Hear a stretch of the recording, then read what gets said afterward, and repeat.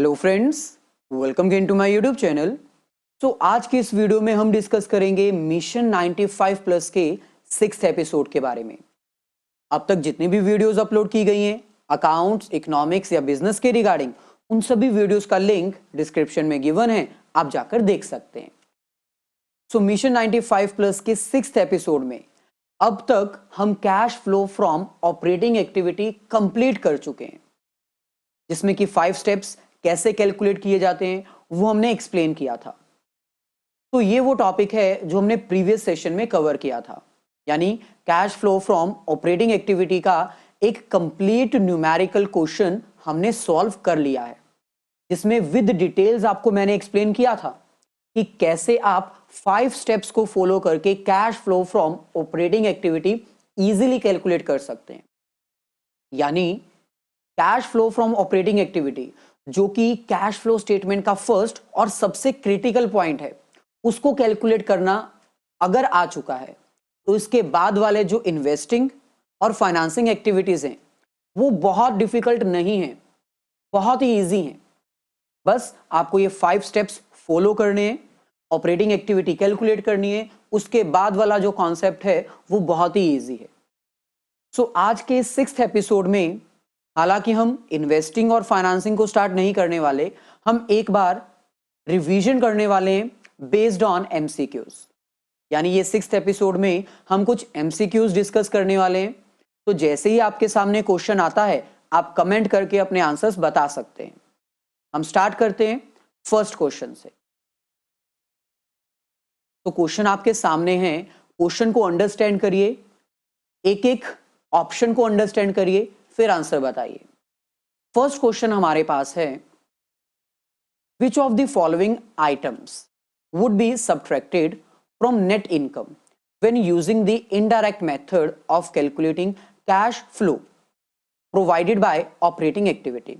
Cash flow from operating activity में हमें net profit में से कुछ आइटम्स प्लस करनी होती हैं, कुछ माइनस करनी होती हैं। हमें क्वेश्चन में पूछ रहे हैं कि वो कौन सी आइटम है जो हमें माइनस करनी पड़ेगी ताकि हम cash flow from operating activity calculate कर सकें। तो आपको तो पता है cash flow from operating activity calculate करने के लिए हमें रिवर्स जाना पड़ता है, तो ध्यान रखना गलत ना हो जाए। फर्स्ट ऑप्शन आपके पास है डेप्रिसिएशन एक्सपेंसेस। तो डेप्रिसिएशन एक्सपेंसेस जो कि नॉन कैश एक्सपेंसेस होते हैं, cash flow from operating activity indirect method में से यूज करते हुए हमें इसको माइनस नहीं प्लस करना होता है। यानी ये फर्स्ट ऑप्शन तो कैंसिल हो गया, क्योंकि हमें वो आइटम बतानी है ना जो माइनस की जाएगी। देन नेक्स्ट हमारे पास आता है रीपेमेंट ऑफ बॉन्ड्स पेबल। मतलब हमने मार्केट में डिवेंचर्स इशू किए थे, अब हमने उसकी पेमेंट वापस करनी है। तो क्या ये वो आइटम्स है जो हमें माइनस करनी पड़ेगी? नहीं, क्योंकि ये ऑपरेटिंग एक्टिविटी में काउंट होगी ही नहीं, ये तो फाइनेंसिंग एक्टिविटी में जाएगी। नेक्स्ट हमारे पास आता है again on sale of land. अगर हम कोई लैंड सेल कर देते हैं और लैंड को सेल करने के टाइम पर आगे हमें प्रॉफिट हो जाता है, तो प्रॉफिट को तो हमें माइनस करना होता है, क्योंकि रिवर्स गियर के according gain on the sale of land हमें माइनस करना होगा। क्यों? क्योंकि ये हमारे लिए एक नॉन ऑपरेटिंग इनकम है। तो नॉन ऑपरेटिंग इनकम हमें क्या करनी होगी? माइनस। तो इसका मतलब सी ऑप्शन करेक्ट है। डी ऑप्शन में लिखा है a loss on the sale of equipment. Loss on the sale of equipment, no doubt ये नॉन कैश और नॉन ऑपरेटिंग है, लेकिन ये तो एक्सपेंस है ना, एक्सपेंस को तो हमें प्लस करना होता है। और हमें क्वेश्चन में क्या पूछा गया कि cash flow from operating activity calculate करने के लिए हम किस चीज को माइनस करेंगे? तो गेन को ही हम माइनस करेंगे। So option C will be the correct. तो जिन्होंने ऑप्शन सी आंसर दिया है बिल्कुल सही है। नेक्स्ट क्वेश्चन की तरफ प्रोसीड करते हैं। Question number 2। क्वेश्चन नंबर 2 में हमें कह रहे हैं विच of the following would be consider a cash flow item from a financing activity. वो कौन सा ऑप्शन सही है जिसको हम ये कह सकते हैं कि ये कैश फ्लो फाइनेंसिंग एक्टिविटी का है, यानी हमें फाइनेंसिंग एक्टिविटी का कैश फ्लो ढूंढना है।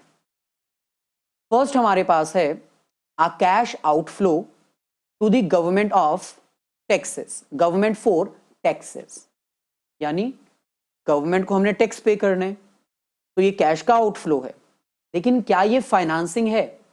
नहीं, ये फाइनेंसिंग नहीं हो सकता। क्यों? क्योंकि गवर्नमेंट को जो हम टैक्स पे करते हैं वो हमारी ऑपरेटिंग एक्टिविटी का पे करते हैं नॉर्मल सिचुएशन में। तो इसका मतलब ये क्या है? ऑपरेटिंग एक्टिविटी का कैश फ्लो। तो फर्स्ट ऑप्शन तो हो गया cancel. Second, a cash outflow to repurchase the firm's own common stock. कई बार क्या होता है, कंपनीज मार्केट में शेयर्स डिबेंचर्स इशू करती हैं, बाद में वो उन्हीं शेयर्स को परचेज भी कर लेती हैं, यानी ये एक तरह से क्या है? Financing activity. क्योंकि शेयर्स इशू करना, शेयर्स इशू करके पैसा अरेंज करना फाइनेंसिंग होता है। सिमिलरली पैसे रिटर्न करना, ये भी तो फाइनेंसिंग होता है। तो ये फाइनेंसिंग एक्टिविटी का कैश फ्लो हो सकता है, हो सकता नहीं, यही है। तो ऑप्शन बी हमारा करेक्ट आंसर है। बाकी के ऑप्शन भी एक बार रीड आउट कर देते हैं। ऑप्शन सी में हमें कह रहे हैं a cash outflow to lender as interest.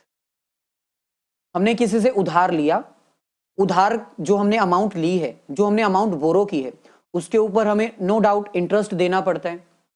तो ये तो फाइनेंसिंग हो सकती है, लेकिन आपको पता होना चाहिए कि ये ऑपरेटिंग एक्टिविटी भी हो सकती है। अगर हमारा बिजनेस ही फाइनेंस का है तब तो ये ऑपरेटिंग कहलाएगी ना। तो एग्जाम में आपको ध्यान रखना है कि आपको क्वेश्चन में कुछ नहीं बताया हुआ, आपको सिर्फ इतना पूछा है फाइनेंसिंग एक्टिविटी कौन सी होगी। तो ये जो एक्टिविटी है ये फाइनेंसिंग भी हो सकती है एंड ऑपरेटिंग भी हो सकती है।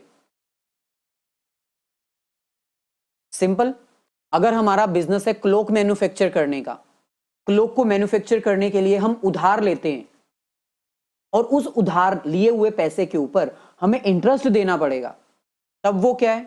फाइनेंसिंग है।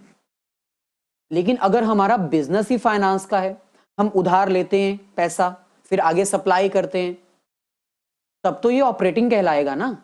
इसका मतलब ये ऑपरेटिंग एक्टिविटी भी हो सकता है।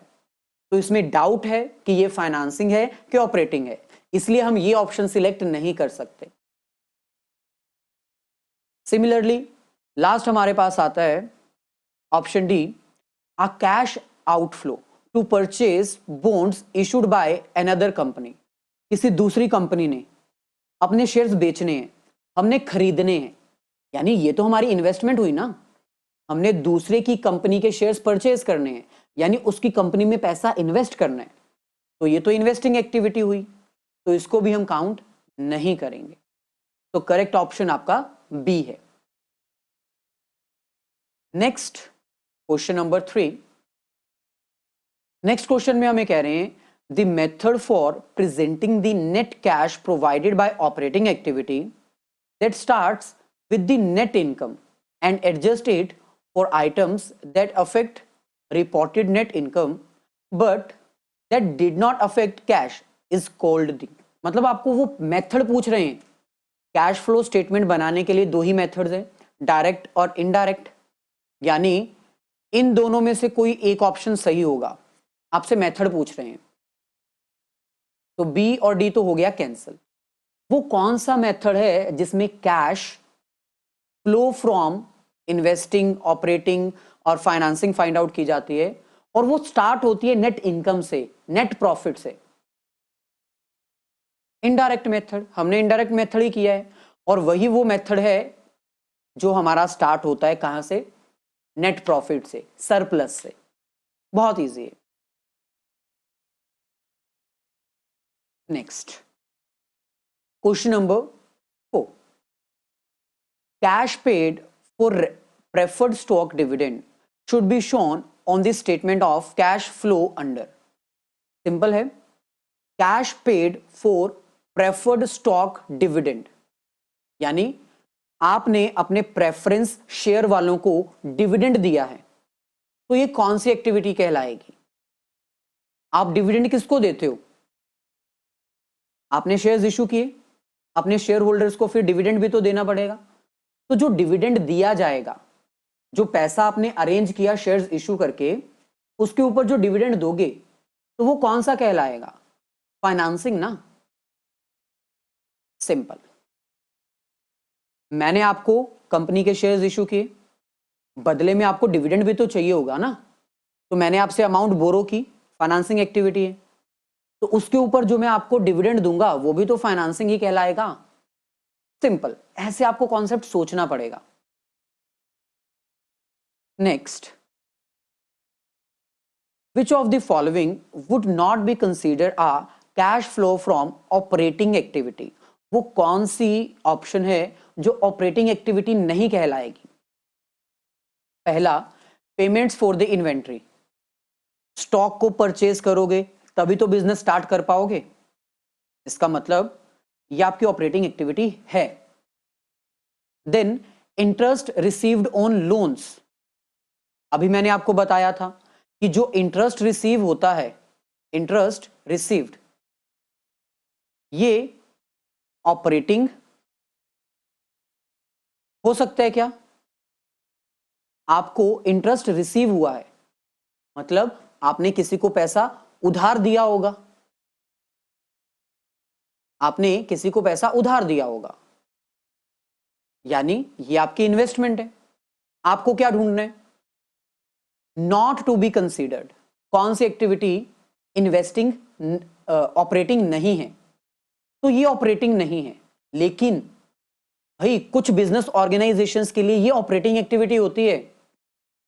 जिस बंदे का काम ही फाइनेंस में डील करना है, वो पैसा मार्केट से उठाता है और आगे सप्लाई कर देता है, तो उसके लिए तो ये ऑपरेटिंग है ना। इसका मतलब ये भी हमें अभी कंसीडर नहीं करना है, क्योंकि ये ऑपरेटिंग एक्टिविटी है। कुछ ऑर्गेनाइजेशंस के लिए ये ऑपरेटिंग एक्टिविटी है। किन ऑर्गेनाइजेशंस के लिए? जो फाइनेंस में डील करती हैं, उनका तो मेन काम ही ये है ना, तो इसका मतलब ये ऑपरेटिंग होगी। हमें कौन सी ढूंढनी है? Non operating. Next, tax payment.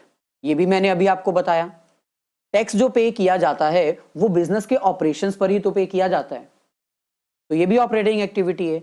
बचा क्या? Option D, payment of debt principal, यानी आपने किसी से पैसा उधार लिया, डेट मतलब उधार, तो आपने किसी से पैसा उधार लिया, अब उस उधार को वापस कर रहे हो, रीपेमेंट कर रहे हो, तो क्या है ये आपकी फाइनेंसिंग एक्टिविटी है। अब क्योंकि ये फाइनेंसिंग एक्टिविटी है, इसका मतलब यही ऑप्शन आपका सही है, क्योंकि क्वेश्चन में आपको क्या पूछा गया है? कौन सी एक्टिविटी है जो नॉन ऑपरेटिंग है, तो ये नॉन ऑपरेटिंग है।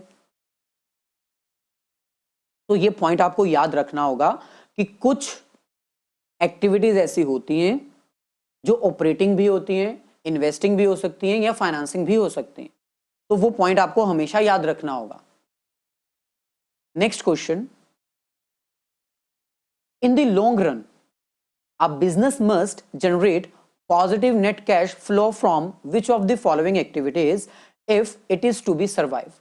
अगर आप अपने बिजनेस को लॉन्ग रन में बढ़ता हुआ देखना चाहते हो, तो वो कौन सी एक्टिविटी है जो पॉजिटिव होनी चाहिए?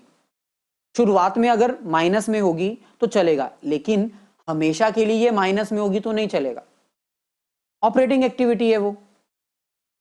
बिजनेस के मेन ऑपरेशन से आपको प्रॉफिट होना चाहिए, हमेशा जिंदगी भर के लिए लॉस सफर नहीं कर सकते आप। तो लॉन्ग रन में अगर आप सरवाइव करना चाहते हो तो ऑपरेटिंग एक्टिविटीज से आपका सरप्लस आना चाहिए, पॉजिटिव होना चाहिए। Option C. Next, a company purchased the land in exchange for the capital stock, it would be affect which of the following activity? बहुत सिंपल है। एक कंपनी ने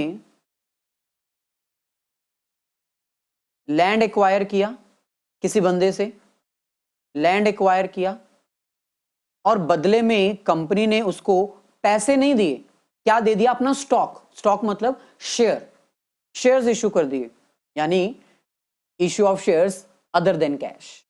तो ये कौन सी एक्टिविटी को इफेक्ट करेगी? ऑपरेटिंग इन्वेस्टिंग या फाइनेंसिंग, ये किसी को इफेक्ट नहीं करेगी क्योंकि इसमें कैश इन्वॉल्व है ही नहीं। अगर हम लैंड परचेज करते हैं कैश के बदले में तो वो इन्वेस्टिंग में आएगा, लेकिन इसमें तो कैश इन्वॉल्व ही नहीं है, तो it would not affect any section. Next question, the statement of cash flow does not include cash inflows and outflows from which of the following activities? आपको पता है कैश फ्लो स्टेटमेंट कितने हिस्सों में बटी हुई है? 3 हिस्सों में। तो आपको बताना है वो कौन सी एक्टिविटी है जो आपने की ही नहीं है, जो है ही नहीं स्टेटमेंट में। फाइनेंसिंग की हुई है आपने, इन्वेस्टिंग की भी की हुई है, ऑपरेटिंग भी पता है, रेवेन्यू एक्टिविटी ऐसी कोई एक्टिविटी थी नहीं हमने जो अभी किया, तो यही ऑप्शन आपका सही है। चलिए, सो आई थिंक यहां तक हमारे सारे क्वेश्चंस कंप्लीट हो चुके हैं। आई होप ये सेशन ज्वाइन करने के बाद आपको पता चल गया होगा कि एमसीक्यूज इंपॉर्टेंट है। ऐसे सेशंस अगर आप और चाहते हो तो जरूर लाइक कर दीजिए वीडियो को और अपने फ्रेंड्स के साथ शेयर कर दीजिए। नेक्स्ट लेक्चर में हम इन्वेस्टिंग और फाइनेंसिंग एक्टिविटी स्टार्ट करेंगे ताकि ये चैप्टर हमारा जल्दी से जल्दी कंप्लीट हो जाए। तो all the very best, have a nice day, great day.